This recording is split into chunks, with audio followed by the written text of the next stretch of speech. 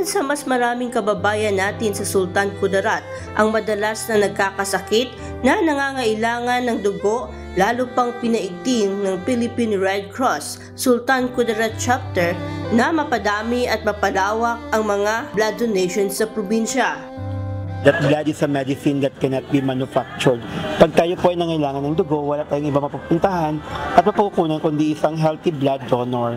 So ang kahalagan po ng pag-init ng dugo, we really have to maximize yung ating blood donation program kasi po kailangan natin ma-secure na bawat nangangailangan ng dugo, nabibigyan natin ng blood donation. Isa ang Members Church of God International o MCGI sa masigasig sa advokasiyang ito, kaya isa ito sa binigyang pagkilala ng Philippine Red Cross. Flag of recognition as outstanding organization in blood donation is also awarded to Members Church of God International, Bacolod City.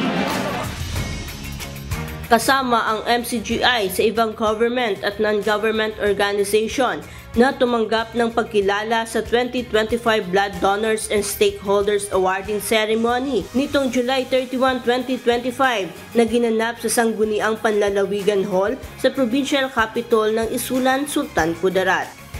Una po sa lahat, nagpapasalamat tayo sa Diyos sa award na tinanggap ng MCGI. Salamat sa Diyos na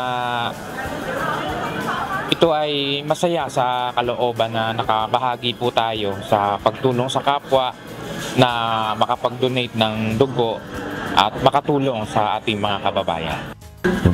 Sa mga blood donors po natin, sana po hindi ko kayo magsawang magbigay tulong. Sana po walang sawa ang inyong pagbibigay ng dugo para sa nangangailangan ng dugo. Kasabay ng pagpapasalamat ay ang kahilingan ng Philippine Red Cross lalo na sa MCGI upang mas mapalawak pa ang blood donations para sa mas marami pang matulungan. Nagpapasalamat kami sa MCGI considering that they are a very long partner po na ng Philippine Red Cross in terms of blood program. So sa mga partner po natin from MCGI, we appreciate your effort na makapag-organize ng quarterly blood donation.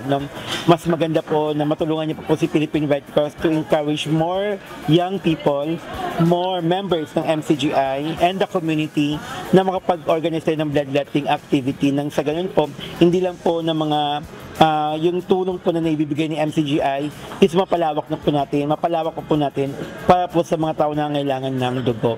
So yung dugo ng MCGI po, hindi lang po ninyo alam kung kani-kanino pang pamilya yung nabubuo natin, nabibigyan natin ng panibagong umaga is because of the blood that we have donated. So maraming salamat. Marie Perihon, UNTV News and Rescue. Diyos ang aming sandigan, serbisyo publiko ang aming pinahahalagahan.